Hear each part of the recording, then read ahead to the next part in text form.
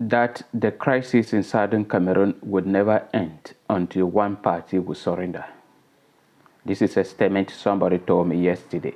That is, it's very, very impossible for it to end until one party will surrender. Either the government will surrender and allow Ambazonia to achieve their independence, or Ambazonia surrender for one and indivisible Cameroon.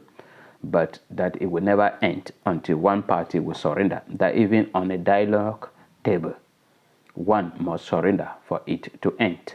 So it forced me to make this video, and throughout I was thinking, who can resign or surrender within these two parties? Because when you look in them, they have no pity for the people of Southern Cameroon within the two parties. With the two parties, they are so desperate and determined to achieve what they are fighting for. I'm talking about the government of Cameroon, who on to one and indivisible Cameroon, and they say they will do everything possible to achieve that. And the Ambazonia, who on to independence, and say they will do everything possible to achieve this. But the most painful part of it is that if they were having a strategy to do it without hurting the civilian, it could have been better. But the strategy they are using, the military solution, is a problem. That thousands of Southern Cameroonians or millions of Southern Cameroonians are being hurt every day. It pushed into killed, and terrible things happening to them. Because when you look at the crisis in Southern Cameroon, I'm talking about the Ambazonia crisis that started in 2017. You discover that from that 2017 up to date, close to 10,000 Southern Cameroonians brutally killed. But this, nobody wants to surrender. More than 250 villages burnt down totally. Nobody wants to surrender. Meaning these two parties have no pity. The Ambazonia said they will fight until one man standing, whether last man standing will. That is, I believe that is the statement they are using. And the military of the Cameroon government said they will do everything possible to eradicate all Ambazonia, and there will be no one left. When I look the probability of them achieving this, it is very, very small. It is like zero. So, and I don't know, and that is what I keep on holding, that the military solution cannot end this whole issue.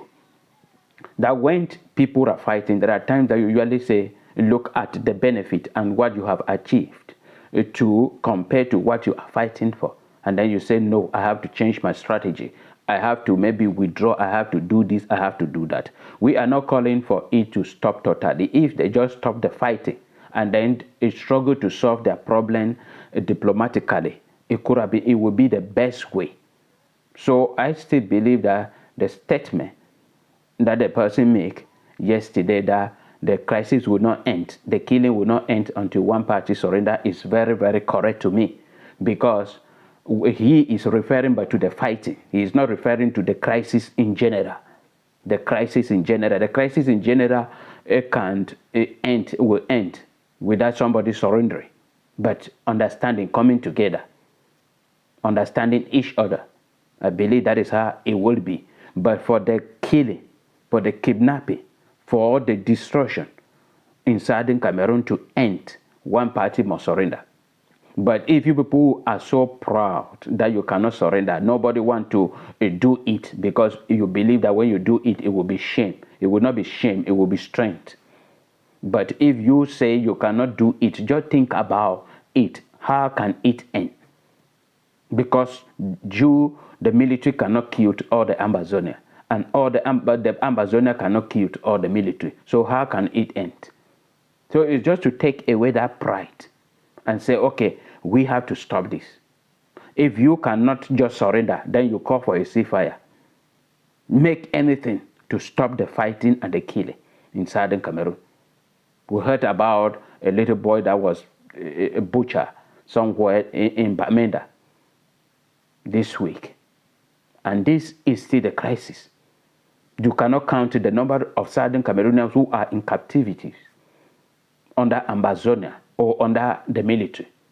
They are all in prison. And this is a problem. So we don't know, and we keep on praying that you people should have pity upon this group of people called Southern Cameroonians. They have suffered a lot. They have. moving from the Germans to the British, to the Nigerians, to French Cameroon, and now they cannot even breathe. They don't even know where to go, where to run to.